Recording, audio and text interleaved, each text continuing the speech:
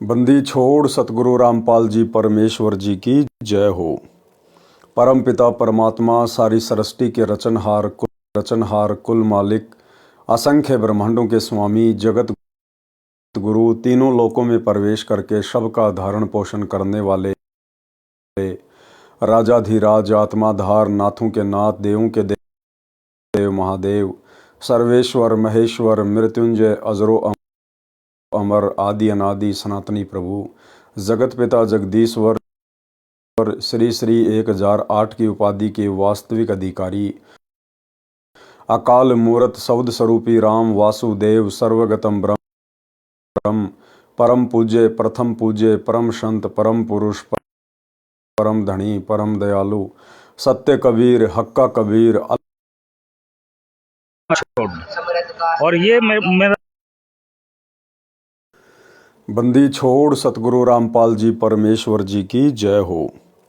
परम पिता परमात्मा सारी सृष्टि के रचनहार कुल मालिक असंख्य ब्रह्मांडों के स्वामी जगत गुरु तीनों लोकों में प्रवेश करके सबका धारण पोषण करने वाले राजाधिराज आत्माधार नाथों के नाथ देवों के देव महादेव सर्वेश्वर महेश्वर मृत्युंजय अजरो अमर आदि अनादि सनातनी प्रभु जगत पिता जगदीश्वर श्री श्री 1008 की उपाधि के वास्तविक अधिकारी अकाल मूर्त शब्द स्वरूपी राम वासुदेव सर्वगतम ब्रह्म परम पूज्य प्रथम पूज्य परम संत परम पुरुष परम धनी परम दयालु सत्य कबीर हक्का कबीर अल्लाहु अकबर बाखबर अल्लाह ताला जगत के तारणहार जगत के मुक्तिदाता जगत के जगन्नाथ हारे के सहारे हिंदुओं के राम मुसलमानों के अल्लाह सिखों के वाहिगुरु ईसाइयों के मसीह दया के सागर दया निधि करुणा के सागर करुणा निधि स्वयंभू परिभू संकट मोचन कष्ट हरण मंगल करण दुख भंजन अविगत कबीर निर्विकार निर्विषम परमात्मा अलय अलेख सतगुरु आदि अनादि सतगुरु असली मर्यादा पुरुषोत्तम असली राम असली कृष्ण असली घनश्याम असली मुरारी राजाओं के राजा महाराजाओं के महाराजा शहंशाहों के शहंशाह सम्राटों के सम्राट भगवानों के भगवान अल्लाहों के अल्लाह प्रभुओं के प्रभु मसीहाओं के मसीह सच्चे वाहिगुरु बाबाओं के बाबा पीरों के पीर सेठों के सेठ जगत सेठ सावड़सा सेठ सर्वगुण संपन्न अनंत कोटि कलाओं के स्वामी अनंत कोटि ब्रह्मांडों के नायक योगियों में महायोगी ध्यानियों में महाध्यानी सिद्धों में परम सिद्ध ज्ञानियों में तत्वज्ञानी ब्रह्म ज्ञानी महाज्ञानी परम ज्ञानी सर्वश्रेष्ठ ज्ञानी विज्ञानी युवा कबीर समरथ कबीर असंवाद अमित ओजा सच्चे रहनुमा करीम अल्लाह सुभान अल्लाह दुनिया के अंतिम पैगंबर 8 सितंबर 1951 से गांव धनाना जिला सोनीपत हरियाणा भारतवर्ष की पावन भूमि पे प्रकट रियल कल्कि भगवान श्री नारायण साकार हरि श्री बाबा साहेब शब्द स्वरूपी राम संत श्रोमणी सतगुरु रामपाल जी परमेश्वर जी के चरण कमल में साध संगति से जुड़े हुए देश विदेश से आप और हम सभी सत्सेवक भाई बहनों का अनंत कोटि दंडवत प्रणाम। सत्साई भाई और बहनों, दया पूज्य गुरुदेव भगवान की सतगुरु रामपाल जी परमेश्वर जी की जिनके विशेष आशीर्वाद से शुभ आशीर्वाद से आप और हम सभी सत्सेवक आत्माएं साध संगति से जुड़कर अपनी आत्मा के कल्याण हेतु गुरुदेव भगवान के तत्व ज्ञान को आधार बनाकर अपने मोक्ष के लिए अपनी आत्मा के कल्याण के लिए निरंतर आगे की ओर बढ़ रही हैं। भाई और बहनों, पवित्र ग्रंथ मुक्ति बोध के ऊपर वीडियो बनाने की श्रृंखला जारी है। इसी श्रृंखला में आज हमारा ये 16वें नंबर का वीडियो है। प्रत्येक वीडियो में गुरुदेव भगवान के आशीर्वाद से हमें अध्यात्म से संबंधित कुछ न कुछ नया और विशेष अवश्य देखने सुनने और जानने को मिलता है। आज गुरुदेव भगवान के आशीर्वाद से हम पारक के अंग की शुरुआत करेंगे। पेज नंबर 134 पवित्र ग्रंथ मुक्ति बोध पारख के अंग का सरलार्थ। पारख गुरुदेव भगवान ने बताया कि पारख का मतलब होता है परमेश्वर के विषय में परख करना, जानकारी करना, ज्ञान होना, उसको कहते हैं पारख या परख। सारांश, पारख का अर्थ परख यानी जांच पहचान। परमात्मा का पारख यानी पहचान इस पारख के अंग में है। इस पारक के अंग में परमात्मा कबीर जी की समर्थता बताई है।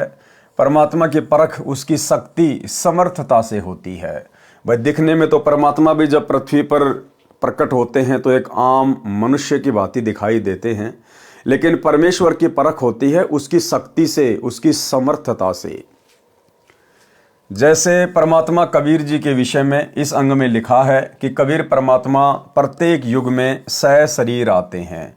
कबीर परमात्मा, कौन कबीर परमात्मा? सतगुरु रामपाल जी भगवान प्रत्येक युग में शरीर आते हैं। ये माँ से जन्म नहीं लेते। ना सतगुरु जननी जने जाके माना बाप, पिंड ब्रह्मंड से रहित ना वा तीनों ताप। और हम गुरुदेव भगवान का एक शब्द पढ़ते हैं, गुरु विहीन नहीं भाता रे हरि को, गुरु विहीन नहीं भाता। इसके लास्ट में परमात्मा कहते हैं कि ना जन्मे ना मरे वो दाता, सो सतगुरु कहलाता, गुरु को हरि विहीन नहीं भाता। तो जो सतगुरु होता है वो स्वयं कबीर भगवान ही होता है, और वो ना किसी माँ से जन्म लेता है, और जो माँ से जन्म नहीं लेता फिर वो आम लोगों की तरह मरता भी नहीं है। कभी बालक रूप धारण करके अपना ज्ञान समझाते हैं, कभी किसी साधु संत जिंदा बाबा का वेश बनाकर अच्छी आत्माओं को तत्व ज्ञान समझाते हैं। उनको मिलते हैं, संत धर्मदास जी को मिले, और आज आप और हम सभी लाखों भगत भाई बहनों को मिले। आज हमें प्राप्त हैं, क्योंकि परमेश्वर अपनी अच्छी आत्माओं को, हीरे मोतीलाल को चुन चुन के इस कलयुग की पिछली पीढ़ी में लेके आए हैं। और आज परमेश्वर हमें मिले, हमें प्राप्त हुए सतगुरु रूप में, और अपना अनमोल तत्व ज्ञान समझा रहे हैं। उनको तत्व ज्ञान समझाया। वे श्री राम तथा श्री कृष्ण यानी विष्णु जी से ऊपर कोई प्रभु नहीं मानते थे। कौन? धर्मदास जी। उनको तत्व ज्ञान समझाया, सतलोक में अपना वास्तविक स्थान व सिंहासन दिखाया। तब धन्य धर्मदास जी को पारख हुआ, यानी पहचान हुई कि पूर्ण परमात्मा कबीर बंदी छोड़ जी हैं। और वर्तमान में भी गुरुदेव भगवान ने ना जाने कितनी आत्माओं को अपनी पारख करवाई, अपनी पहचान करवाई। और अनेकों भाई बहनों के आप जी इंटरव्यू देखेंगे, गुरुदेव भगवान वैसे ही जैसे 650 वर्ष पहले धर्मदास जी को सतलोक लेकर गए थे, उन्हें वहां का नज़ारा दिखाया, सिंहासन पर स्वयं को बैठा हुआ दिखाया। और धर्मदास जी ने फिर ढोल के डंके पर बताया कि जो मुझे जिंदा बाबा मिला था गुरु रूप में, वो स्वयं ही कबीर भगवान है। एक रूप में सतलोक में बैठा है, दूसरे रूप में अपने तेज पुंज के शरीर को हल्का करके यहाँ प्रकट है। ऐसे ही भाइयों और बहनों, जब वर्तमान में आप भाई बहनों के इंटरव्यू सुनेंगे तो आपको पता चलेगा कि आज भी गुरुदेव भगवान ने अपनी परख करवाने के लिए, अपनी पहचान करवाने के लिए कि गुरु और परमात्मा में कोई भिन्नता नहीं होती है, गुरु और परमात्मा एक ही होते हैं। और वर्तमान में जो हमें सतगुरु रूप में प्राप्त हैं वे स्वयं ही कबीर भगवान है। अनेक भाई बहनों के इंटरव्यू आपके सामने हैं, थोड़ी सी नज़र डाल लीजिए कि सतलोक के सिंहासन पर कौन बैठा हुआ है। देखिए, उतार है। एक दिन मैंने खुद को ही प्रश्न पूछा, तो चलो एक बार टेस्ट करके देखते हैं कि सच में संत रामपाल जी कबीर साहब क्या अवतार है क्या। तो सितंबर 20, 2020 में संत रामपाल जी महाराज मेरे सामने प्रकट हुए रात को 3:30 बजे, और मेरा हाथ पकड़ के मुझे बोला, बेटा तू चल मेरे साथ। तो सतलोक लेके गए, और सतलोक में उन्होंने दिखाया कि देख ले, मैं सिंहासन पे बैठा हुआ वो मैं ही हूँ, और जो मैं धरती पर हूँ वो भी मैं ही हूँ। तो तेरी शंका अब दूर हो गई है, तू मुझे पहचान ले बेटा, ये भक्ति मत छोड़। और ये मैं साक्षात परमात्मा ने दर्शन दे के मुझे बताया कि मैं खुद ही कबीर आया हूँ। रामपाल जी महाराज जी ने मुझे कबीर साहिब जी के सिंहासन के पास ले गए, और वहां पर बंदीछोड़ गुरु रामपाल जी महाराज जी कबीर साहिब के सिंहासन के साइड में खड़े हो गए, और मैं उनके सामने कबीर साहिब के सामने खड़ी थी। तो क्या हुआ, देखते ही देखते क्या हुआ कि बंदीछोड़ सतगुरु रामपाल जी महाराज कबीर साहिब के शरीर में समा गए, और फिर अकेले कबीर परमात्मा रह गए। फिर कबीर परमात्मा का शरीर बंदीछोड़ सतगुरु रामपाल जी महाराज जी के रूप में चेंज हो गया। फिर बंदीछोड़ सतगुरु रामपाल जी महाराज जी कबीर साहिब के रूप में चेंज हो गए। फिर तब मुझे वहां पर समझ आया कि जो बंदीछोड़ सतगुरु रामपाल जी महाराज जी हमारे बीच यहाँ धरती पर रह रहे हैं, ये ही खुद कबीर परमात्मा है, और यही भगवान है जिसे मैं बचपन से तलाश रही। सतलोक में अपना वास्तविक स्थान व सिंहासन दिखाया। तब धनी धर्मदास जी को पारख हुआ कि पूर्ण परमात्मा कबीर बंदी छोड़ जी हैं। और आज वर्तमान में हमें पारख हुआ, हमें पहचान हुई कि वर्तमान कलयुग की पिछली पीढ़ी में पूर्ण परमात्मा स्वयं सतगुरु रामपाल जी भगवान ही हैं। सह शरीर प्रकट होने के विषय में संत गरीबदास जी ने यथार्थ वर्णन किया है, जो कबीर सागर से भी मेल करता है कि परमात्मा कबीर जी चारों युगों में सह शरीर भिन्न भिन्न नामों से प्रकट होते हैं और अपनी जानकारी स्वयं ही देते हैं। चारों युगों में परमात्मा कबीर जी सह शरीर प्रकट होते हैं और भिन्न भिन्न उनके नाम होते हैं और स्वयं की जानकारी वो परमात्मा स्वयं ही प्रकट होके देते हैं भिन्न भिन्न नामों से। ये जरूरी नहीं है कि कबीर परमात्मा यदि कबीर दास नाम से आएंगे तो ही वो परमात्मा माने जाएंगे, नहीं। सतयुग में परमात्मा सतसुकृत नाम से आए तो क्या वो कबीर जी नहीं थे। त्रेता में कबीर परमात्मा मुनिंदर ऋषि के नाम से आए तो क्या परमात्मा नहीं थे। द्वापर युग में कबीर परमात्मा करुणा में ऋषि नाम से आए तो क्या परमात्मा नहीं थे। 650 साल पहले अपने वास्तविक कबीर नाम से आए।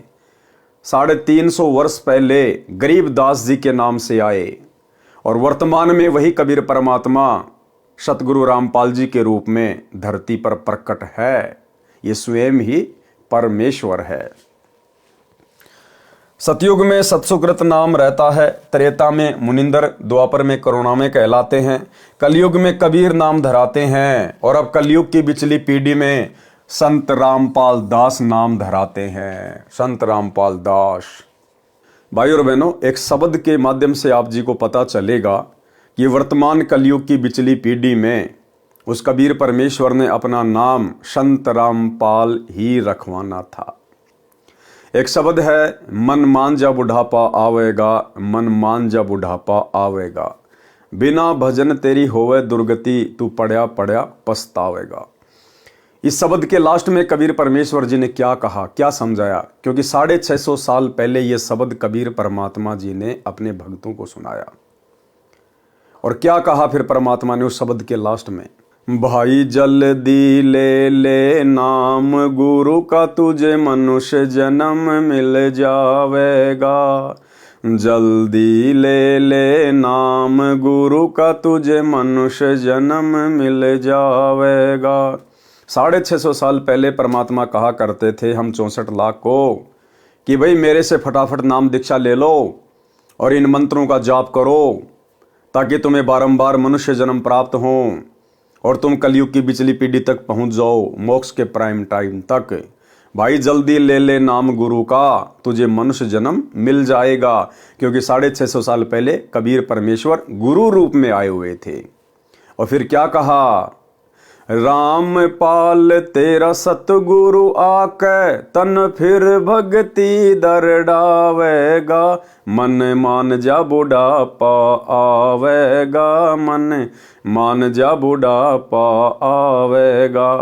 कि भाई जल्दी ले नाम गुरु का, तुझे मनुष्य जन्म मिल जाएगा। और रामपाल तेरा सतगुरु आके, तन फिर भक्ति दर डावेगा।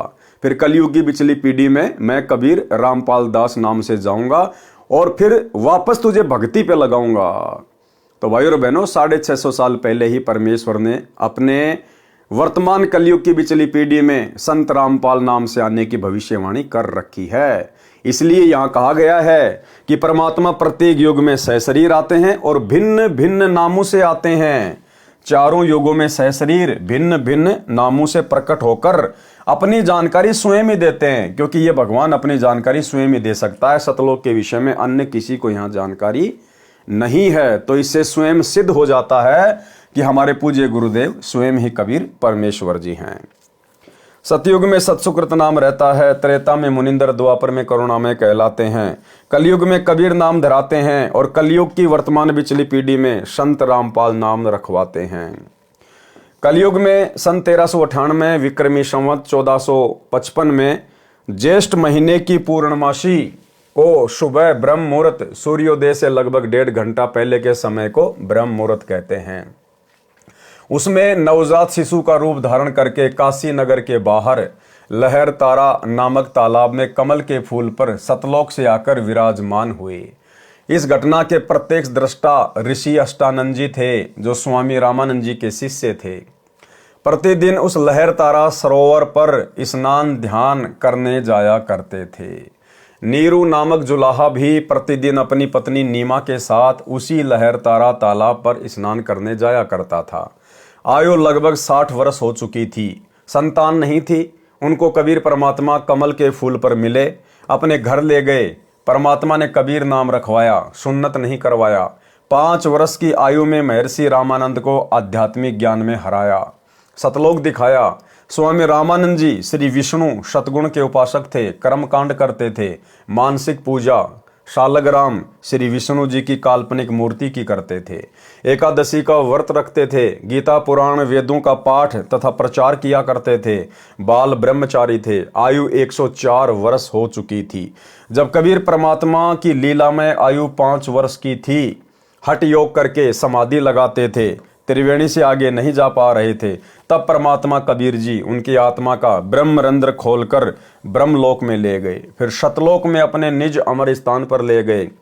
तब रामानंद जी को पारख हुआ, यानी पहचान हुई कि विष्णु तो परमात्मा कबीर जी के सामने कोई मायने नहीं रखते। कबीर जी समर्थ परमेश्वर है। परमात्मा कबीर जी की आंखों देखी महिमा कही, जो इस पारक के अंग में पढ़ने को मिलेगी।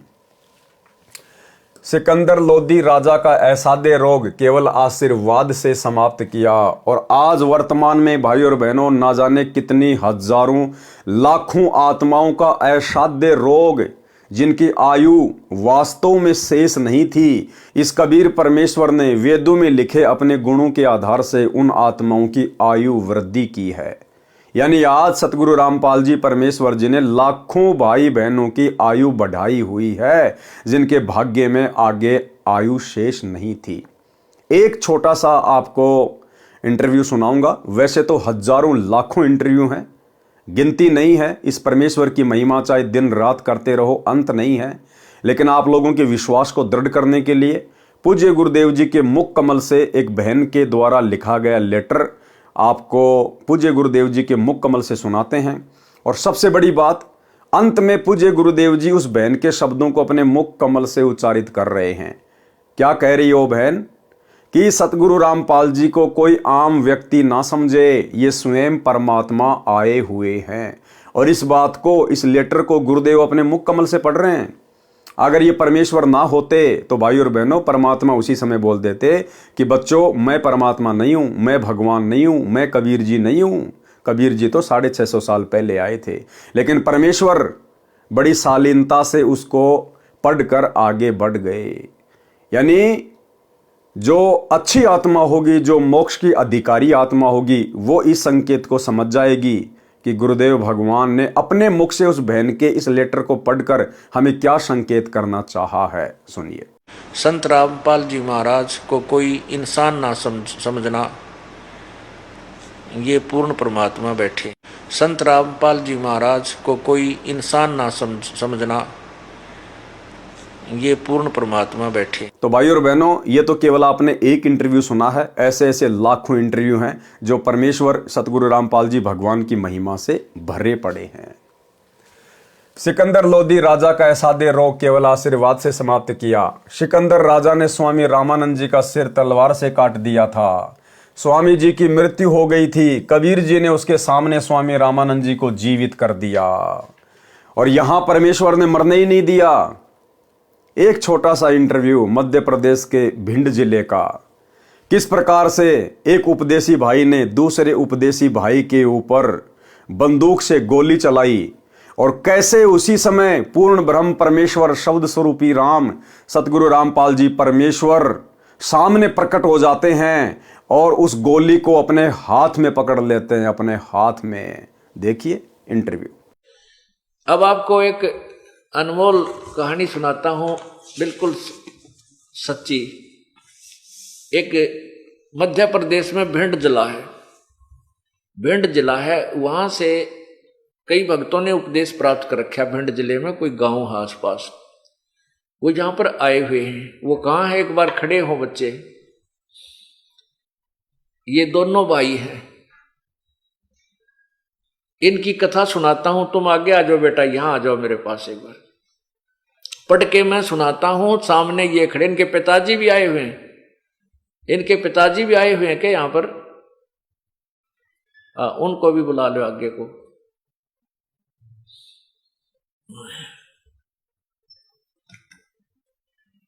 अब इनकी क्या कहानी है मैं पढ़कर सुनाता हूं आपको और इनको आपके रूबरू करता हूं।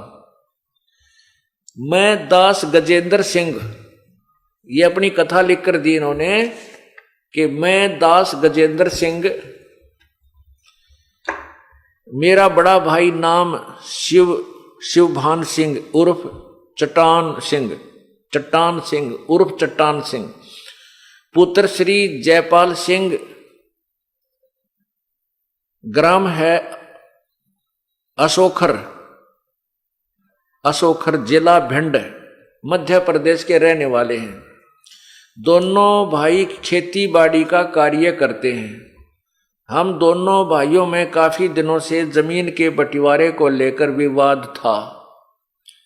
उसी के चलते दिनांक 12/6/2008 को समय सुबह 6 बजे बड़ा भाई बंदूक लेकर आ गया। जब मैं पशुओं को चारा डाल रहे थे, आकर कहा कि सावधान हो जा, और मुझ पर 10 फीट की दूरी से अपने हाथ में ली हुई 12 बोर की बंदूक से मुझ पर 2 फायर कर दिए, जिससे मेरे शरीर पर धुआं ही धुआं छा गया। मुझे गोली नहीं लगी और मेरा बड़ा भाई बंदूक लेकर भाग गया। और दूर जाकर मेरे बड़े भाई ने भगत राघवेंद्र सिंह को जाकर फोन करके बतलाया, ये राघवेंद्र सिंह आया है, उसको बुलाना। फोन करके जाकर बताया कि जब मैंने गोली चलाई तो मुझे सामने सतगुरु रामपाल जी महाराज ने अपने हाथों में, जब मैंने गोली चलाई तो सामने सतगुरु रामपाल जी महाराज ने अपने हाथों में स्वयं गोली लेते हुए, मुझे अपने हाथों में सतगुरु रामपाल जी दोनों गोली लेते हुए दिखाई दिए, जिससे मैं डरकर भाग आया हूं। अब देखो पुण्यात्माओं, ये सामने पूरा परिवार खड़ा है, कोई न सोचा आगे पाछे गपोड़ पेल दे होंगे, ये आपके समक्ष खड़े हैं। इस बड़े भाई ने अंदर आ जाओ तुम, ये तीनों, ये आ जाओ। अब ये 1 नंबर पर जो खड़े हैं ये इनके पिताजी हैं। आप ये शुभ नाम आपका? जयपाल सिंह। और दूसरे नंबर पर ये जिसने गोली मारी थी, क्या नाम आपका? शिवभान सिंह।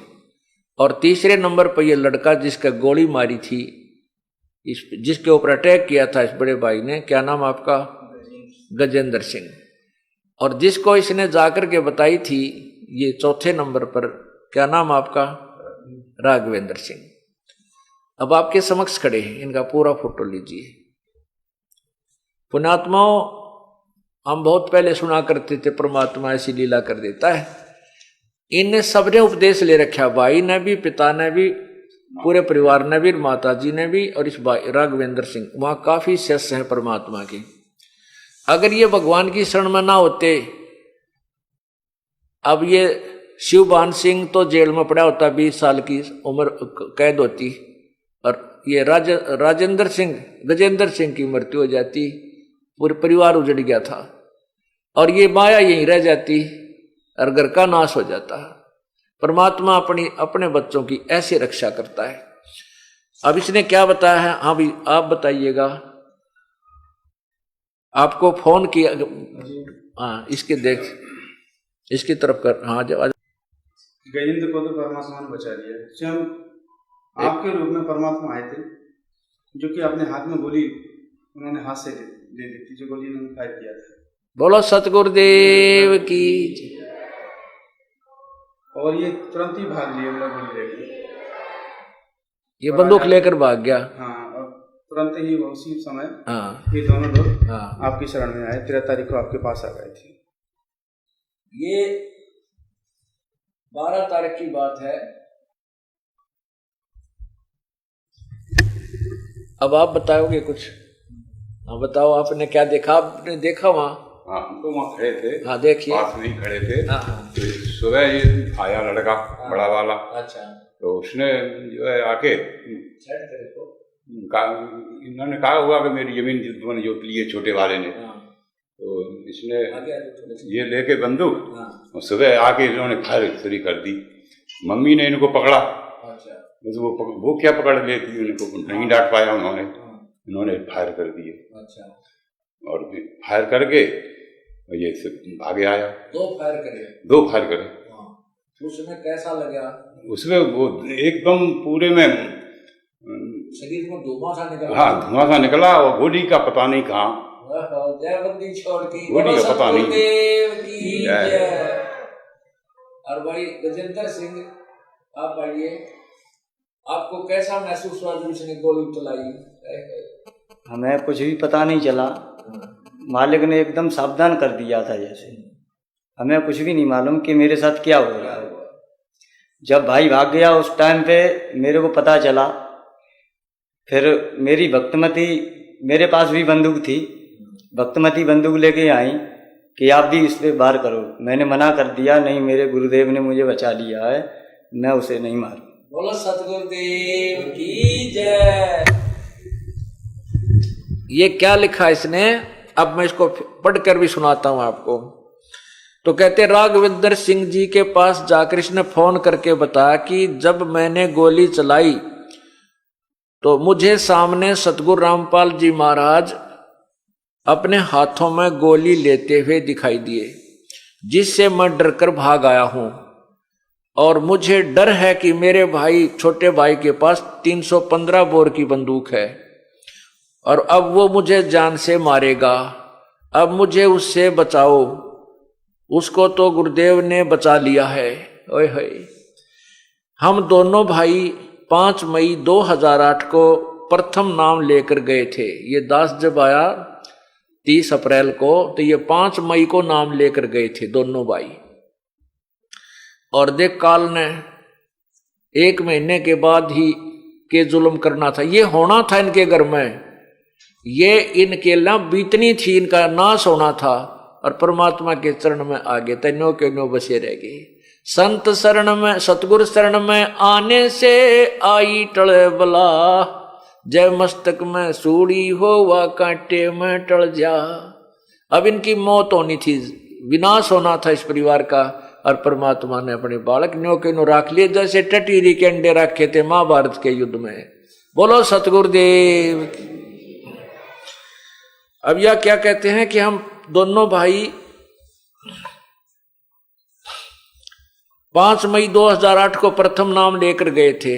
इस पर मैंने गजेंद्र दास ने कहा कि जब गुरुदेव ने मुझे बचा लिया है तो मैं उसको नहीं मारूंगा। इस घटना के बाद हम दोनों भाई गुरुदेव के पास आश्रम में बरवाड़ा पहुंचे और आप बीती बताई। गुरुदेव का बहुत बहुत धन्यवाद किया कि आपने बहुत बड़ी दुर्घटना से हमें बचा लिया। आपके सदा आभारी एवं ऋणी रहेंगे। आपकी आज्ञा में रहकर भक्ति करेंगे। मैं आसपास कभी, हम आपस में कभी झगड़ा नहीं करेंगे। बोलो सतगुरुदेव की। अब देखो इन्होंने, मैंने कहा बेटा एक थोड़ी सी जमीन का झगड़ा तुम्हारा, तुम मर जाते, तेरी यूं मर जाता, तेरी कैद हो जाती, जमीन का क्या करते तुम, दे दे अपने भाई को वापस। इसने उसी समय कह दिया गुरुदेव आज से दे दी, मैं इस जमीन को नहीं रखूंगा। बोलो सतगुरुदेव की। और भाई नो कहते हैं जो गुरु वचन पर डट गए कट गए फन 84 के, भाई जो गुरु वचन पर डट गए कट गए फन 84 के। बोलो सतगुरुदेव की जय। तो भाइयों और बहनों, आप और हमें पूर्ण विश्वास हो जाना चाहिए कि धरती पर वर्तमान में परमात्मा सतगुरु रामपाल जी के रूप में सह शरीर प्रकट है और सतगुरु जो चाहे सो कर ही। स्वामी जी की मृत्यु हो गई थी, कबीर जी ने उसके सामने स्वामी रामानंद जी को जीवित कर दिया। एक मृत बालक कमाल को सिकंदर लोदी दिल्ली के सम्राट के सामने जीवित कर दिया। एक कमाली नाम की मृत लड़की शेख तकी की बेटी को कब्र से निकलवाकर लाखों व्यक्तियों तथा सिकंदर लोदी राजा के सामने जीवित कर दिया। अनेकों अनहोनी की जो केवल समर्थ परमात्मा ही कर सकता है, जिनसे पारख होता है यानी पहचान होती है कि कबीर जुलाहा पूर्ण परमेश्वर हैं, जो वर्तमान में सतगुरु रामपाल जी के रूप में धरती पे प्रकट हैं, जो इस पारक के अंग में विस्तार पूर्वक बताया गया है। वाणी नंबर 1 से 12। गरीब न्योली नाद सुबान गति लर भुवंग हमेश, जड़ी जान जगदीश है विष नहीं व्यापै शेष। भावार्थ, परम आदरणीय संत गरीबदास जी भक्तों को बता रहे हैं कि जिसको सार नाम मिल गया है और मर्यादा में रहकर साधना कर रहा है, उस भगत को नेवला न्योल बताया है और काल ब्रह्म को शेषनाग, जो भयंकर विष युक्त प्राणी है। जैसे नेवला जंगल में उत्पन्न एक नाग दमन जड़ी को नाकों द्वारा सूंघता है, यानी उसकी गंध को श्वासों में भर लेता है, तब अपने से कई गुना अधिक शक्तिशाली सर्प से लड़ाई करता है। सर्प के मुख के निकट जाकर उस जड़ी की गंध यानी स्मेल को श्वासों द्वारा छोड़ देता है। उस जड़ी के प्रभाव से सर्प को चक्कर आने लगते हैं। नेवला पुनः शीघ्रता से उस जड़ी को सूंघ कर आता है। उस समय तक सर्प भागने की कोशिश करता है। सर्प का दिल घबराने लगता है। नेवला सर्प के ऊपर मुंडी पर बैठकर उसकी नाक के पास जड़ी की गंध छोड़ता है। सर्प विवश होकर शांत हो जाता है।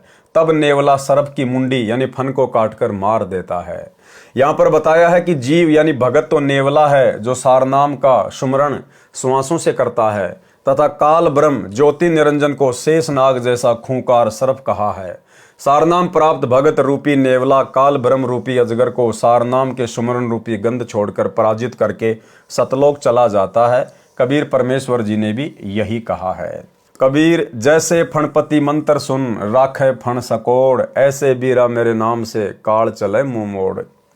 सरलार्थ, कबीर जी ने कहा है कि जैसे सर्प ने फन उठा रखा होता है, तो गारुडू कौन होता है? जो सर्प को वश में करने वाला एक मंत्र बोलता है। उस मंत्र के प्रभाव से सर्प अपने फन यानी डोरे को शकोड़ यानी इकट्ठा करके भागने का विचार करता है। पहले डसने के मकसद से फन फैला रखा था। इसी प्रकार सारनाम से काल ब्रह्म भगत को हानि ना करके अपनी जान बचाने की चिंता करके चल पड़ता है, रास्ता छोड़ देता है। वाणी नंबर 2 से 5। गरीब हंस गवन करते नहीं, मान सरोवर छाड़, कौआ उड़ उड़ जात है खाते मांसाहार। गरीब मान सरोवर मुक्ति फल, मुक्ता हल्के ढेर, कौआ आसन ना बंद जय भूमि दिन सुमेर। गरीब कौआ रूपी भेष है ना प्रतीत यकीन, 68 का फल मेट कर भय दीन बेदीन। गरीब हंस दशा तो साध है, सरोवर है सत्संग, मुक्ता हलबानी चुगे चढ़त नवेला रंग। भावार्थ, उपरोक्त वाणियों में संत गरीबदास जी ने समझाया है कि जिस सरोवर में मोती होते हैं, उस सरोवर पर हंस पक्षी ही रहते हैं, यानी हंस ही स्थायी निवास करते हैं, क्योंकि उनका आहार मोती ही होता है। हंस मछली या अन्य जीव जंतुओं का मांस नहीं खाता। कौवा पक्षी उस सरोवर पर नहीं टिकता। जिस प्रकार भाई और बहनों साध संगतियां परमेश्वर ने 2014 बरवाला कांड के बाद शुरू करवाई। साध संगतियों में शुरुआत में बहुत सारे भगत भाई बहन आए, बहुत आए, आंधी की तरह आए। लेकिन जब साध संगति में आने के बाद मालूम पड़ा कि यहाँ तो नियम बड़े तगड़े हैं भाई। अगर आपने रुकना है तो जीवित मरना पड़ेगा। लेकिन भाई और बहनों वो टिक नहीं पाए, क्योंकि सरोवर पर केवल हंस की खुराक होती है। हंस ही रुक सकता है, क्योंकि उसकी खुराक मोती होती है। कौवा गलती से आ जाएगा, लेकिन ज्यादा देर टिक नहीं पाएगा, क्योंकि उसकी खुराक सरोवर पर नहीं होती। उसको तो बकवादों से मतलब होता है, इसलिए वो बकवाद करने के लिए फिर सरोवर को छोड़कर यानी साध संगत को छोड़कर, सत्संग को छोड़कर कहीं दूसरी जगह चला जाता है। तो साध संगति में वो आत्मा टिक नहीं पाई। वह कुछ देर आता है, वहां मांस नहीं मिलता, फिर मांस खाने के लिए कहीं और उड़ जाता है, यानी बकवाद करने के लिए, राजनीति करने के लिए, टाइम पास करने के लिए, स्टेडियम बनाने के लिए, हॉस्पिटल बनाने के लिए, राजनीति करने के लिए, गुंडों की सीबीआई जांच के लिए, आरक्षणों के लिए, दुनिया भर की बकवाद के लिए। भाई साध संगति में इन चीजों के लिए कोई जगह नहीं है। सत्संग को सरोवर कहा है, और साध संगत हंस कहे हैं। साध संगत यानी हंस, परमेश्वर की अच्छी आत्मा, जिनको केवल भक्ति और भगवान से ही मतलब है, दुनियादारी से मतलब नहीं होता।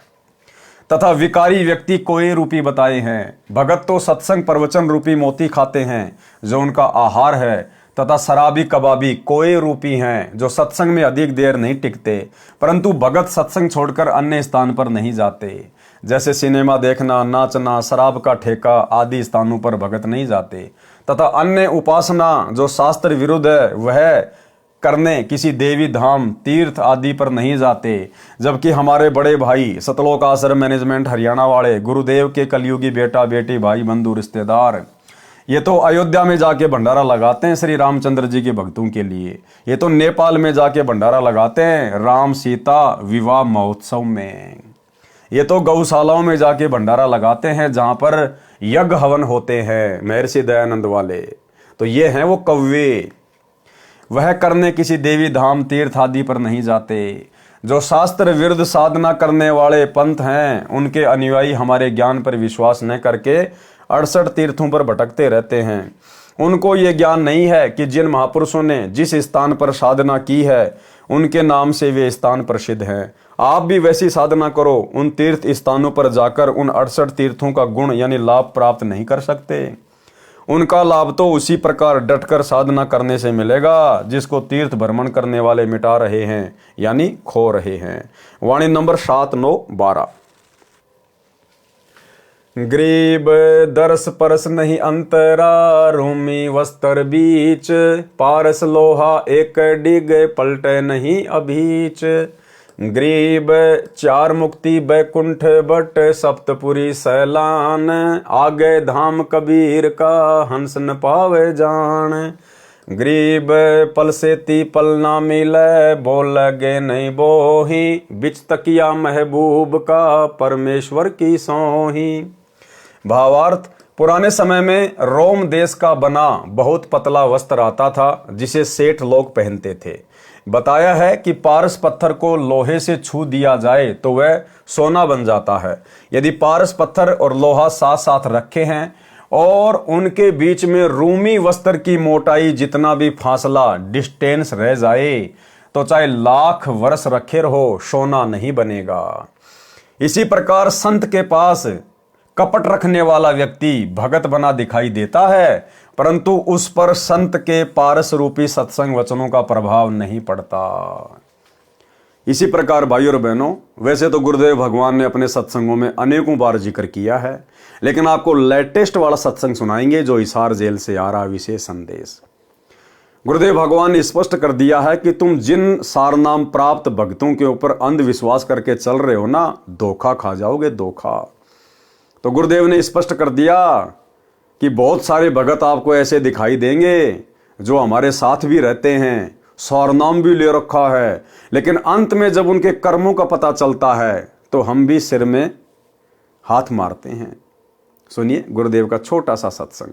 फिर वो बताते हैं, गरीब कोट वर्ष करे साधों की, पत्थर का जल में क्या भीजे।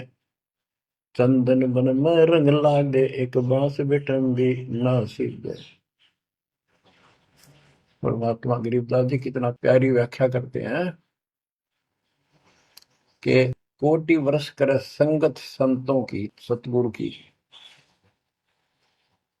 पत्थर का जल में के भीजे। पत्थर को पानी में डाल दो कितने में, और 100 वर्ष के बाद निकाल लो, उसका कभी असर नहीं। उसको एक दूसरे एक साथ बिठा दो, जब आगे निकलेंगी चिंगारी पाटेगी, जबकि पानी से तो सब नरम हो जाते हैं। इसी प्रकार बताया है कि जो निकम्मी आत्मा है, पत्थर हो चुके हैं काल के बकवाद कर करके, वो सत्संग में कितने दिन रहो, उनका कभी असर नहीं हो, उन बकवाद करनी ही करनी। अब जैसे कई भक्त हैं, लिखे ऐसे हैं जैसे बहुत बड़े भगत है, बहुत निकट रहते हैं हमारे, और अंत में उनके कर्म इसे गद्दे पावे, हम सोच भी नहीं सकते। तो ये गलतियां हैं, इनको सुधारना पड़ेगा अपने। भाई और बात तेरे काम न आवे, संतों शरण लाग रे, मुके सोवग पलत में बंदे, जाग जाग नर जाग रे, जाग जाग नर जाग। तो भाई और बहनों, आपको समझ में आ जाना चाहिए, खाली सार नाम लेने से, सार शब्द लेने से या 24 घंटे गुरुदेव भगवान के साथ में रहने से कोई भगत नहीं बनता, किसी में भक्ति प्रवेश नहीं करती है। परमात्मा कहते हैं बिन गुरु मिले मोहे न पाए। गुरु से मिलने का मतलब क्या होता है? अब हमें तो ऐसा लगता है कि वो भगत तो 24 घंटे गुरु जी के साथ में रहता है, गुरु जी से मिला हुआ है। नहीं, गुरु जी से मिलने का मतलब है गुरु जी की शिक्षाओं पे अमल करना। गुरु जी से मिलने का मतलब है गुरु जी के दिल में सच्ची भक्ति करके मर्यादा निभा के जगह बनाना। वो आत्मा गुरु से मिली हुई होती है। बाकी 24 घंटे साथ रहने वाला, दिन में 50 बार दंडवत करने वाला और शिक्षा गुरु जी की मानता नहीं है, मन में दोष है, छल है, कपट है, तो भाई वो चाहे कितना ही गुरु जी के चरणों में वो पड़ा रहे, वो गुरु जी से मिला हुआ नहीं है। तो हम भगत भाई बहनों ने इस भक्ति मार्ग पर केवल 2 ही चीजों को देखकर आगे बढ़ना है। पहला, अपना गुरु जो भक्ति का मूल है, भक्ति की रीढ़ है। दूसरा, गुरु का ज्ञान जो कभी भी हमें भटकने नहीं देगा, जो हमेशा हमारा सत मार्गदर्शन करेगा। तीसरा, यदि आप किसी भगत की बातों को फॉलो करते हैं तो उन बातों को फॉलो करने से पहले आप उस भगत की बातों को अपने गुरुदेव के ज्ञान से मेल कर लेना। अगर उसकी बातें, उसके विचार आपके गुरुदेव के अनुसार हैं, गुरुदेव के सत्संगों के अनुसार हैं, तो आप जी उस भगत को फॉलो कर सकते हैं, उसकी बातों का अनुसरण कर सकते हैं। अन्यथा ये धोखा यहां पर मत खाना। 7 नगरियां जो श्री ब्रह्मा, विष्णु, शिव जी तथा दुर्गा, ध्रुव, प्रहलाद आदि के लोक हैं, इनमें तो 4 मुक्ति वाले निवास करते हैं, फिर जन्म मरण में आते हैं। इनसे कबीर जी का स्थान दोनों शैलियों के मध्य में यानी त्रिकुटी में है। वहां से आगे सतलोक जाते हैं। सत्य साधना न होने के कारण कोई भी साधक सतलोक नहीं जा पाता, काल जाल में ही रह जाता है। त्रिकुटी स्थान पर कबीर जी का तकिया यानी सिंहासन है। गरीबदास जी ने परमात्मा की सौगंध खाकर बताया है कि मैं सत्य कह रहा हूं। नोट, कुछ अज्ञानी व्यक्ति स्वयंभू बनकर बैठे हैं। वे वाणी नंबर 12 का अर्थ गलत करते हैं। कहते हैं कि इस वाणी में कहा है कि आंखों की पलकों को इतना बंद करो कि वे आपस में मिले नहीं, यानी आंखों को थोड़ा खोलकर सामने एकटक देखो, कुछ दिखाई देगा। वह परमात्मा है। कुछ एक को अपनी आंखों के सामने वाली काली काली टिक्की या स्प्रिंग सा दिखाई देता है, उसी को परमात्मा का स्वरूप बताया जाता है। ये परमेश्वर उनकी बात कर रहे हैं जो उपदेशी नहीं है और दूसरे पंथों से जुड़े हुए हैं। उनके गुरु उनको भ्रमित कर देते हैं इस प्रकार की बातें कह के। उसी को परमात्मा का स्वरूप बताया जाता है। कुछ एक को कुछ नहीं दिखता, वे शर्म के मारे कह देते हैं हाँ कुछ दिखा, परंतु बाद में स्पष्ट बताते हैं कि कुछ नहीं दिखा। गुरुजी ने बार बार कहा तो हाँ भर ली थी। ऐसे दोनों प्रकार के भ्रमित व्यक्ति हमारा ज्ञान समझकर मेरे यानी संत रामपाल के पास आए और दीक्षा ली। तब बताया, उनको मैंने समझाया। किसने? गुरुदेव भगवान ने। उनको मैंने समझाया कि भक्ति की प्रेरणा पूर्व जन्म के शुभ संस्कारों के कारण होती है। उनमें पूर्व जन्म में की गई भक्ति की शक्ति यानी भक्ति की कमाई शेष रहती है। विशेष ध्यान देने से आंखों के सामने काली टिकारी बिंदु रूप में या बाढ़ जैसे स्प्रिंग के छल्ले रूप में दिखाई देते हैं। यदि फिर से शास्त्र विधि अनुसार सत्य साधना करने को नहीं मिलती तो इसी जन्म में कुछ समय उपरांत दिखाई देना बंद हो जाती हैं, क्योंकि वह खर्च हो जाती हैं। मेरे को, रामपाल दास को, बचपन से ही ऐसी वस्तुएं आंखों के सामने दिखाई देती थी। देखो, यहाँ गुरुदेव भगवान अपने आप को छुपा रहे हैं। ये परमेश्वर हैं, इनकी आंखों में ऐसा कुछ नहीं है, क्योंकि इनकी शक्ति से तो दुनिया को दिखाई देता है। परमेश्वर तो दुनिया को भक्ति देने आए, स्वयं भक्ति करने नहीं आए। भक्ति करने की एक्टिंग, भक्ति करने की लीला तो केवल इसलिए कर रहे हैं ताकि हम अपने गुरुदेव भगवान से शिक्षा लेकर और उनके जैसा बनने का प्रयास करें। अन्यथा इस परमेश्वर को भक्ति करने की, मंत्र जाप करने की, आरती करने की आवश्यकता नहीं है। तो यहाँ अब गुरुदेव जो बात बोलने जा रहे हैं वे अपने आप को छुपा रहे हैं आप और हमें समझाने के लिए।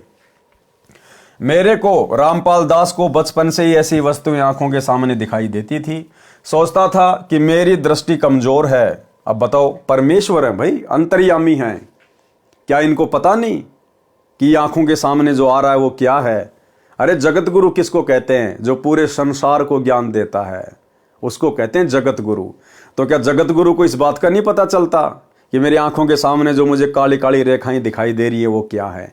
लेकिन यहाँ गुरुदेव अपने आप को छुपाते हुए आप और हमें समझाने के लिए कह रहे हैं कि यदि आप में से किसी भगत भाई बहन की आंखों के सामने इस प्रकार के अनुभव होते हैं, रेखाएं दिखाई देती हैं, तो वो क्या हैं? आप और हमें चिंतित होने की आवश्यकता नहीं है। इसलिए गुरुदेव हमारी शंका का समाधान स्वयं के ऊपर लेकर कह रहे हैं। सोचता था कि मेरी दृष्टि कमजोर है, जिस कारण से ये काली काली टिकारियां दिखाई दे रही हैं। सन 1988 में गुरुजी से दीक्षा लेने के पश्चात वे और अधिक हो गई, यानी भक्ति करने के कारण और ज्यादा हो गई। तो चिंता बढ़ गई कि शायद आंखों की दृष्टि और कम हो गई है। चेक करवाया तो आंखें ठीक मिली। देखो ऐसी लीला करता है परमात्मा। एक सत्संग में गुरुदेव भगवान ने बताया कि जब ये परमात्मा धरती पे आता है ना, इसको कोई पहचान नहीं पाता, ये काल भी धोखा खा जाता है कि भाई ये वो परमात्मा नहीं हो सकता, उस परमात्मा का भेजा हुआ कोई संत नहीं हो सकता। ना ना ना ना, वो तो आग लगा दे यहाँ पर। अगर उसके साथ कोई इस प्रकार से दुर्व्यवहार कर दे तो वो तो आग लगा दे। उसकी शक्ति बड़ी अपरंपार है, अथाह है, अगाध है। तो काल भी धोखा खा जाता है इस परमेश्वर की लीला में जीवन को देखकर, और वो भी छोड़ देता कि छोड़ो कोई आम संत है, कोई सिद्धि वाला। एक छोटा सा सत्संग गुरुदेव संकेत कर रहे हैं कि जब वो परमात्मा कोई लीला अपने हाथ में लेता है तो वो इस कदर करता है कि काल भी धोखा खा जाता है। फिर जीव की बेचारे की क्या औकात, सुनिए। अंतर्यामी थे, लेकिन लीला जो भगवान करते हैं, जैसे 120 वर्ष डाणक रूप में, जुलाई रूप में काशी में रहेगी, कोई आज तक नहीं समझ पाया वो भगवान थे। आज समझ में आ गया कि वो परमात्मा थे और हैं और रहेंगे। तो ये लीला ऐसी गजब की करता, कोई सोच भी नहीं सकता यूं भगवान हर रहे कैसे। अंधे की लीला कर रहे थे, अंधे वाली करी पूरी। इस काल को भी धोखा देता है, यही वेद में लिखा है। और यही नानक साहब कहते, ए ठगवाड़ा ठगी देश खरा सियाणा बोता बार, ये धारणक रूप रहा करता है। और खुद कहते हैं भगवान सोचल सीधर मैं करूं अपने जन के काज। चेक करवाया तो आंखें ठीक मिली। एक दिन गुरुजी को बताया तो उन्होंने कहा कि ये तेरी भक्ति का धन है जो बढ़ने लगा है। पहले ये पूर्व जन्म की बची भक्ति दिखाई देती थी, ये धीरे धीरे समाप्त हो जाती, उसके पश्चात शांति हुई तथा अब अत्यधिक बढ़ गई है, ढेर लगा है। वाणी नंबर 6। गरीब नर नाड़ी को पकड़ी है, कर से गह कुचेत, निशा नफस में होत है, तब हंसा दरस श्वेत। सरलार्थ, जैसे नाड़िया वैद हाथ की नाड़ी को हाथ से सावधानी से पकड़ता है, उसकी गति से रोग को जान लेता है, इसी प्रकार सत्य साधना सावधानी से सुरती नृत्य यानी ध्यान लगाकर की जाती है, तब साधक सफेद रंग का दिखाई देता है। यानी शतलोक में जीवात्मा सफेद नूरी शरीर धारण करती है। निशा यानी चिन्ह, नफस यानी साधना करने से मोक्ष के लक्षण दिखाई देते हैं। वाणी नंबर 10-11। गरीब कली बिस कोयला कर्म है, चिनगी अग्नि पतंग, अजामेल सदना तीरे, जरबर गए कुशंग। गरीब मोनी रह मगनालय है, मार्ग बंकी बाट, शून्य शिखर गढ़ सूरंग है, करी सतगुरु से साठ। सरलार्थ, कल बिस यानी पाप कर्म तो कोयले के समान है। सतनाम की अग्नि की चिंगारी का जलता हुआ लकड़ी का कोयले का टुकड़ा यदि उड़कर किसी सूखे घास या कोयले के ढेर में गिर जाता है, उसे जलाकर राख कर देता है। ऐसे सत्य साधना का पतंगा पापों को जलाकर राख कर देता है। इसी तरह पापी अजामेल तथा सदना कसाई तर गए थे, भवसागर से पार हो गए थे, उनके पाप जल गए, उनका कुशंग यानी बुरी संगत छूट गई थी। वाणी नंबर 13 से 33। गरीब बोहों ऊपर भंवर हैं, भोरो ऊपर हंस, एक जाति जिहान की वही कन्हैया कंस। गरीब तुम्बा जल में बह चल्या, बाहर भीतर नीर, पानी से पाला भया, एक सिंध है नीर। गरीब तंतुम्बा शून्य सिंध है, बाहर भीतर शून्य, ज्ञान ध्यान की गम करे, लगे धुनी में धुन। ग्रीब श्रवण चिस्मे नाक मुख तालु परी त्रिवेणी सुरती सैंस मुख गंग है मध्य महोदय एन। ग्रीब श्रवण चिस्मे नाक मुख तालु नहीं तलाव मन मोद दी है नहीं अलख अलय दरियाव। ग्रीब जैसे तार तंबूर का घोर करे घर माही ऐसे घट में नाद हैं बोलत पावे नाही। ग्रीब पिंड पड़े पक्षी उड़या मनसुआ सती भाए तंतिर गुण तीनों तजे कहो कहाँ रहे समाए। ग्रीब कुंडली में कुलफ है तहाँ वहाँ मन का बास पिंड परे पावे नहीं जो फूलन में बांस। ग्रीब नाभि नाद गुंजार है हृदय कमल में बास कंठ कमल वाणी कह त्रिकुटी कमल प्रकाश। ग्रीब रिंचक नाव निनाव हैं सुरती नृति के मध्य हद्दी भूले हद्दी में बेहद्दी बेहद्दी। ग्रीब सुरती सुई नाका नीरख तिल में तालिब तीर 64 सिंध बह जहाँ पट्टन घाट हमीर। ग्रीब नैनों में जल कित बैस आत्म ताल समोए बिन बादल बरसै सदा दिल दरिया को धोए। ग्रीब हृदय हरि दरियाव है नैन घटा बरसंत कारे धोरे बदरा कोई साधु निरसंत। ग्रीब लोर लहर उठे सदा कारी घटा सुपेद ब्रह्मा अक्षर क्या लिखे भीगे चारों वेद। गरीब कर कमल कागज नहीं नहीं स्याही नहीं दवात बांझ पालना भूली बुद्धि पंडित खाली हाथ। गरीब काया काशी मन मगर दोहूं के मध्य कबीर काशी तज मगर गया पाया नहीं शरीर। गरीब काया काशी मन मगर अरस कुरस बीच मुकाम जहाँ जुलैदी घर किया आदि अंत विश्राम। गरीब श्वेत वर्ण शुभ रंग है नगरी अकल अमान तन मन की तो गम नहीं निज मन का स्थान। गरीब निज मन ऊपर परम पद राग रूप रघुवीर दूजे की तो गम नहीं तहाँ वहाँ महल कबीर। गरीब निज मन सेती मन मुआ मन सेती तन दे है देही में कुछ ना हुआ नाहक लाई खे। गरीब शुभ रंग से सब रंग हैं जेते रंग जिहान काया माया कल्प सब सिरजी चारों खानी। सरलार्थ शरीर में आँखों के ऊपर बोहों शैली के ऊपर भंवर एक बहते जल के चक्र समान मार्ग है उससे आगे हंस यानी जीवात्मा पहुंचकर एक समान हो जाती है। सत्य साधक ब्रह्मा विष्णु तथा शिव के समान शक्तिमान हो जाते हैं। इसलिए कहा है कि परमात्मा की भक्ति से एक जाति यानी भगत हो जाते हैं। जो पाप करते हैं वे कंस की श्रेणी में हो जाते हैं जो अच्छे कर्म करते हैं वे श्री कृष्ण जी की तरह आदरणीय हो जाते हैं। सब जीव परमात्मा की शक्ति के अंदर ऐसे ओतप्रोत हैं जैसे सूखे तुम्बे को सुराख करके जल में डाल दिया जाता है तो उसके अंदर भी जल तथा बाहर भी जल तथा उसको गति जल से मिलती है। इसी प्रकार जीव परमात्मा की शक्ति से भ्रमण करता है अच्छे बुरे जन्मों को कर्मों के अनुसार प्राप्त करता है। श्रीमद् भगवद गीता अध्याय 18 श्लोक 61 में कहा है कि ईश्वर है सर्वभूतानाम हृदय से अर्जुन तिष्ठति ब्राह्मेम सर्वभूतानि यंत्राणि माया। अर्थात हे अर्जुन शरीर रूप यंत्र में आरूढ़ हुए संपूर्ण प्राणियों को अंतर्यामी परमेश्वर अपनी माया से उनके कर्मों के अनुसार भ्रमण करता हुआ सब प्राणियों के हृदय में स्थित है यानी विराजमान है। गीता अध्याय 18 श्लोक 62 में कहा है कि तम एव शरणम गच्छ सर्व भावेन भारत तत्प्रसादात प्राम शांतिम स्थानम प्रापेशी शाश्वतम। अर्थात गीता ज्ञान देने वाला प्रभु कह रहा है कि हे भारत तू सब प्रकार से उस परमेश्वर की ही शरण में जा।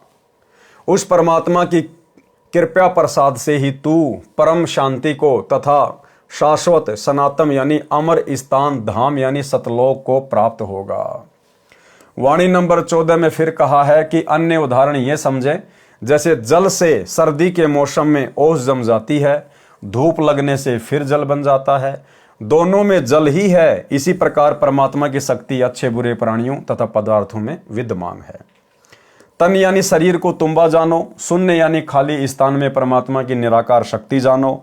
वह शक्ति जीव के अंदर भी है, बाहर भी है, उसी से जीव गतिमान रहता है। सत्य साधना तथा तत्व ज्ञान का मनन करें तो परमात्मा के प्रति गहरी लगन लगेगी। शरीर के अंदर की जानकारी बताई, बाहर का भी ज्ञान करवाया। नाक, मुख, श्रवण यानी कान आदि तो स्पष्ट दिखाई देते हैं। जो मुख के अंदर तालुआ यानी तालु लटकता है, इसके ठीक ऊपर त्रिवेणी है। सुरती यानी ध्यान, सैंस मुख गंग यानी हजारों धारा वाली गंगा के समान पवित्र व लाभदायक है। सुरती से परमात्मा का मार्ग देखा जाता है। तत्व ज्ञान से नृति निरीक्षण करती है, उसे महोदधि यानी समुद्र जानो। नाम को नौका, उसमें बैठकर जीव पार हो जाता है। जैसे तंबूर यानी एक तारे का तार आवाज करता है, ऐसे परमात्मा की अनहद ध्वनि शरीर में 10वें द्वार पर सुनाई देती है, जो बोलते रहने से सुनी नहीं जा सकती, ध्यान लगाने से, साधना करने से सुनी जाती है। यानी आप और हम भगत भाई बहनों ने तो केवल सहज तरीके से सहज भक्ति करनी है।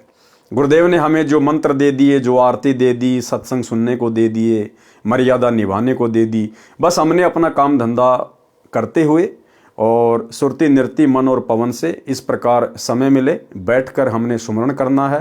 खाते पीते उठते बैठते भी करना है। यानी हमने विशेष तौर तरीके नहीं अपनाने।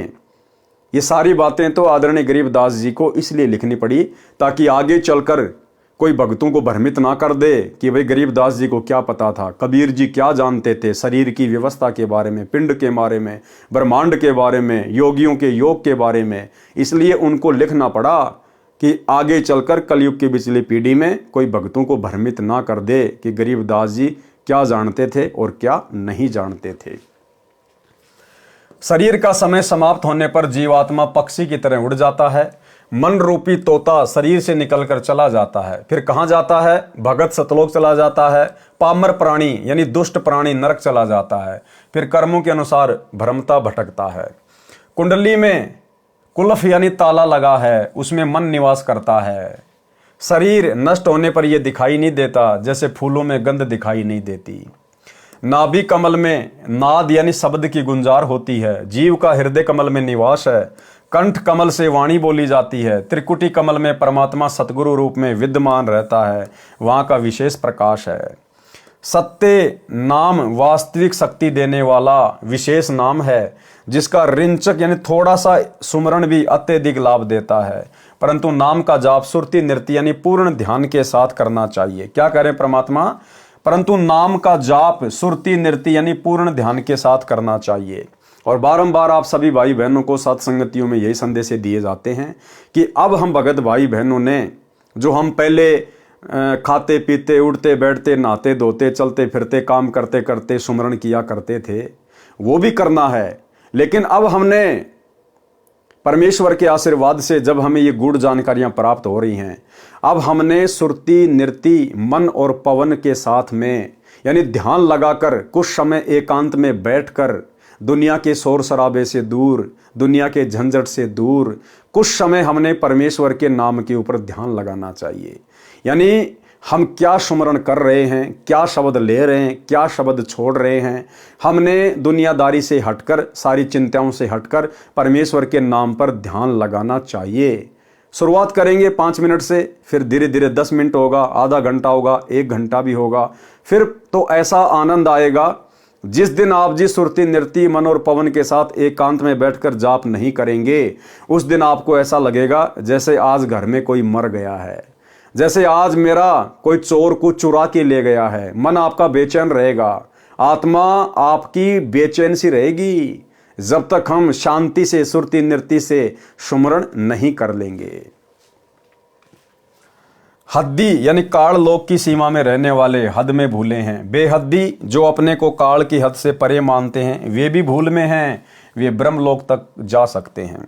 सुरती से ब्रह्मरंध्र रूपी सुई का नाका जानकर उसके अंदर से धागा रूपी मन डालकर ध्यान लगाएं। यानी भक्ति को हम ध्यान से करें, सुरती नृत्य लगाकर करें। ब्रह्मरंध्र में परमात्मा दिखाई देगा। उसी ब्रह्मरंध्र के पास 64 समुद्र बह रहे हैं। यानी ये सूक्ष्म व्यवस्था है हमारे शरीर के अंदर की। नैनो यानी आंखों में जल दिखाई नहीं देता, आत्मा में आंसू जल का सरोवर समाया है। सत्य साधना करने से परमात्मा के प्रति प्रेम उत्पन्न होता है। आंखों में आंसुओं की धारा बह चलती है, इसे बिन बादल की बारिश कहते हैं। सत्य साधना पाप नाश करती है, दिल रूपी दरिया स्वच्छ होती है, यानी साधक नेक दिल का व्यक्ति हो जाता है। हृदय में परमात्मा का प्रेम रूपी दरिया है, उस दरिया का जल आंखों द्वारा बरसता है। उस बारिश के उद्गम स्थल त्रिकुटी को, जिसके कमल की 2 पंखुड़ियां हैं, एक सफेद और एक काली, बादल यानी पंखुड़ी हैं, उस कमल दल तक कोई साधु पहुंचता है जो उस स्थान को देखता है। परमात्मा के प्रति प्रेम होने पर साधक की आत्मा में परमात्मा के प्रति सदा प्रेम की उमंग काली सफेद यानी घनघोर घटा की तरह उठती है। प्रेम की भाषा चारों वेदों में नहीं है, चारों वेदों का सार परमात्मा में प्रेम उत्पन्न होना ही है। कबीर परमात्मा ने कहा है कि कबीर पोथी पढ़ पढ़ जग मुआ, पंडित भया न कोई, 2.5 अक्षर प्रेम के पढ़े सो पंडित होई। अर्थात ब्रह्मा जी को चारों वेदों का ज्ञाता माना जाता है। वे सदा वेदों को पढ़ते हैं तथा अन्य को समझाते हैं। उन चारों वेदों के पढ़ने से विद्वान नहीं बनता, क्योंकि वेद या अन्य शास्त्र पढ़ने का उद्देश्य परमात्मा प्राप्ति है। परमात्मा उसी को मिलता है जिसमें परमात्मा के प्रति प्रेम उमड़े, आंखों से आंसू चलने लगे। शास्त्रों को पढ़ने का उद्देश्य है कि पंडित यानी विद्वान बने। धार्मिक विद्वान का उद्देश्य है परमात्मा प्राप्ति, परंतु परमात्मा मिलेगा सूक्ष्म वेद में बताई सत्य साधना से, जो आज आप और हमें गुरुदेव भगवान के द्वारा प्राप्त है। जो सतगुरु से दीक्षा लेकर करनी होती है वह साधना चारों वेदों या अन्य शास्त्रों में नहीं है। इसलिए जिस भगत आत्मा में परमात्मा का प्रेम जागा वह पंडित है, वह सत्य साधना कर रहा है। पंडित जन तो चारों वेदों को पढ़ते हैं, कागज पर लिखते हैं या ताड़ के वृक्ष के पत्तों पर लिखते हैं। ताड़ के पत्तों पर शाही कलम की आवश्यकता नहीं होती है, उसमें परमात्मा प्राप्ति का मार्ग नहीं है। उन पंडितों की तो ऐसी दशा है जैसे बांझ स्त्री बच्चे का पालन छोटा झूला लिए हो, उसे भूल लगी है, उसके पालने में उसकी पुत्र पुत्री नहीं लेट पाएगी, फिर उस पालने का औचित्य क्या रह जाता है। जैसे बांझ स्त्री संतान बिना खाली हाथ है, ऐसे वेदों वाले विद्वान खाली हाथ हैं, उन्हें परमात्मा नहीं मिल सकता। भाई और बहनों ध्यान रखना, यहाँ परमात्मा केवल आप और हमें या जगत वाले भाई बहनों को जो वेदों को ही सब कुछ मानते हैं उनको समझाने के लिए यहाँ पर बांझ स्त्री का उदाहरण दे रहे हैं। वर्तमान में गुरुदेव भगवान की संगत में उनकी कोई ऐसी शिष्या जिसको संतान उत्पत्ति नहीं है, आम सांसारिक परिभाषा में जिसे बांझ कहा जाता है, हालांकि वो बांझ नहीं है। ना तो वो जगत वाली बहन जिसके संतान नहीं है, ना तो वो बांझ है, और ना इस भक्ति मार्ग में जो हमारी गुरु बहन है ना वो बांझ है।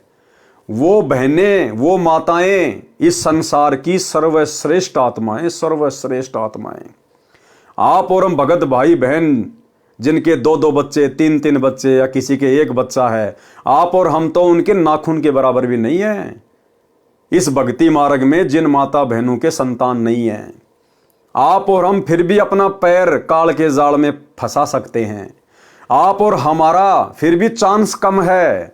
लेकिन यदि वो माता बहनें जिनको वर्तमान में संतान नहीं है और उनको वर्तमान में संतान विशेष तौर पर गुरुदेव भगवान के आशीर्वाद से नहीं है, वो परमात्मा की विशेष आत्माएं हैं, उनका किसी के साथ में कोई झंझट ही नहीं है, उनका पिछले जन्म जन्मांतरों का किसी के साथ कोई ऋण नहीं है, इसलिए उनके संतान नहीं है। वो तो बिल्कुल प्योर आत्माएं हैं, प्योर। अगर वे आत्माएं दृढ़ विश्वास करके अपने गुरुदेव भगवान के प्रति अगर भक्ति पर लगी रहें, उनका तो बेड़ा 101% पार है इसी जन्म में। तो आप और हमसे भी ज्यादा उत्तम और श्रेष्ठ आत्माएं हैं जिनकी वर्तमान में कोई संतान नहीं है। वो चाहे जगत वाली माता बहन हो या चाहे भक्ति मार्ग में हो, वो तो बहुत ही श्रेष्ठ और परमात्मा की विशेष प्यारी आत्माएं हैं। परमेश्वर कबीर जी भारत देश के काशी बनारस शहर में 120 वर्ष लीला करके मगर नगर में पैदल चलकर मरने गए थे। मरने का मतलब है परमात्मा वहां से अपने सतलोक को प्रस्थान करने के लिए गए थे। ये सांसारिक भाषा के हिसाब से लिखा है गुरुदेव भगवान ने। काशी नगर के पंडितों ने भ्रम फैला रखा था, जो काशी शहर की सीमा में मरता है वह सीधा स्वर्ग में जाता है, जो मगर नगर में मरता है वह गधे का जीवन पाता है तथा नरक में जाता है। परमेश्वर कबीर जी कहा करते थे कि सत्य साधना शास्त्रों के अनुसार करने से तथा पाप त्याग कर धर्म कर्म करने से परमात्मा मिलता है। शास्त्र विधि अनुसार साधना करने वाला चाहे काशी मरो चाहे मगर मरो, वह अपनी साधना अनुसार ऊपर के लोकों में स्वर्ग सुख प्राप्त करेगा तथा इसके विपरीत साधना करने वाला वह पाप करने वाला सीधा नरक जाएगा या गधा बनेगा, चाहे मगर मरे चाहे काशी। अपने वचनों को सत्य प्रमाणित करने के लिए कबीर परमात्मा जी ने पंडितों तथा काजियों मुल्लाओं से कहा कि मैं मगर स्थान पर मरूंगा, यानी शरीर छोड़ूंगा और स्वर्ग महास्वर्ग ब्रह्मलोक से भी उत्तम स्वर्ग सत्यलोक में जाऊंगा। आप पंडित जन अपना अपना पतड़ा पोथी ज्योतिष वाले साथ ले चलना तथा देखना कि कबीर कहाँ गया है। कबीर परमेश्वर जी काशी को त्याग कर मगर गए। वहां एक चद्दर नीचे बिछाई, उसके ऊपर श्रद्धा से श्रद्धालुओं ने कुछ फूल बिछाए। उन चद्दर पर बिछे फूलों के ऊपर परमात्मा कबीर जी लेट गए। ऊपर एक चद्दर ओढ़ ली। कुछ समय पश्चात आकाशवाणी हुई कि पर्दा उठाकर देखो, उसमें मुर्दा नहीं है। देखो मैं कबीर सशरीर सतलोक जा रहा हूं। पंडित जन पतरा पढ़ रहे थे और ज्योतिष लगा रहे थे, कह रहे थे कि इस घड़ी मुहूर्त में मरने वाला नरक जाता है, उसकी गुदा द्वार से प्राण निकलता है। चद्दर उठाकर देखो, ऊपर कबीर नहीं गया है, कोई यमदूत छल कर रहा है। चद्दर उठाकर देखा तो वहां परमात्मा कबीर जी का शरीर नहीं था। पंडितों को फिर भी विश्वास नहीं हो रहा था। काशी को काया जानो मगर जानो मन, परमात्मा कबीर जी का तो सब स्थानों पर अधिकार है। उनका वास्तविक निवास स्थान है जहां पर जुलैदी कबीर जुलाहे का आदि तथा अंत यानी सदा का ठिकाना है, यानी सृष्टि रचने से पहले भी वही ऊपर के स्थान में थे। उस स्थान का अंत है ही नहीं, यानी सतलोक का। वह सत्यलोक नगरी सफेद रंग की शुभ नगरी है। वह स्थान अविनाशी तथा शांत है। तन मन वहां नहीं जा सकते। निजमन यानी परमात्मा कबीर जी का स्थान है। निजमन यानी परमात्मा कबीर जी अन्य रूप में साधु या जुलाहा रूप में तो निजमन कहे गए हैं तथा अपने वास्तविक सत्य पुरुष रूप में परम पद में रहते हैं। गीता अध्याय 15 श्लोक 4 में इसी परम पद का उल्लेख है। सतगुरु राग रूप रघुवीर है, यानी साधक का इच्छित परमात्मा है। वहां अन्य कोई नहीं जा सकता। उस स्थान पर परमात्मा कबीर जी का महल यानी सिंहासन है। निजमन यानी सत्य पुरुष से मन यानी काल निरंजन की उत्पत्ति हुई। मन के द्वारा किए कर्मों के परिणाम स्वरूप जीव को स्थूल शरीर यानी देह मिली। यदि मानव शरीर से सत्य साधना नहीं हुई तो स्थूल शरीर रूपी राख किस लिए लगा रखी है, यानी नाहक व्यर्थ में लगाई, मानव जन्म नष्ट कर दिया। शुभ कर्म करने से सर्व भक्ति कर्म भी होते हैं। मोक्ष के लिए मानव शरीर यानी काया तथा माया यानी धन संपत्ति, पृथ्वी आदि आदि तथा 4 खाने के प्राणी जो 84 लाख प्रकार के प्राणियों के शरीर कर्मों के अनुसार प्राप्त करते हैं उत्पन्न किए। विशेष पारक के अंक का सरलार्थ किया जा रहा है। उद्देश्य संत गरीबदास जी द्वारा दिए सत्य अद्वितीय अध्यात्म ज्ञान को सरल करके परमेश्वर की प्रिय आत्माओं को समझाना है। पारक के अंक की वाणी नंबर 34, 36 व 50 में अब्राहिम अदम सुल्तान का आंशिक वर्णन है। कई अंगों में थोड़ा थोड़ा प्रकरण है। यहाँ पर सब अंगों से वाणी लेकर पूर्ण रूप से समझाया जाएगा। संबंध तथा नेकी व उनके पुत्र शिव की कथा पहले बताना अनिवार्य है। इसका संबंध अब्राहिम अदम सुल्तान से है। समन वाली आत्मा नौशेरवा शहर का राजा नौशेर खां हुआ। वही समन वाली आत्मा आगे चलकर अब्राहिम अदम सुल्तान बलक शहर का राजा हुआ। पहले समन सेव की कथा अचला के अंग से बताते हैं, सेव तथा शिव तथा सम्मन की कथा। तो आज के वीडियो में गुरुदेव भगवान के आशीर्वाद से केवल इतना ही। कल रात्रि फिर से सभी भाई बहन जुड़िएगा और मीराबाई की कथा को हम शुरू करेंगे। तो आज की वीडियो में केवल इतना ही। गुरुदेव भगवान हम सबको आज्ञा दें, इजाज़त दें, आशीर्वाद दें। बंदी छोड़ सतगुरु रामपाल जी भगवान की जय हो।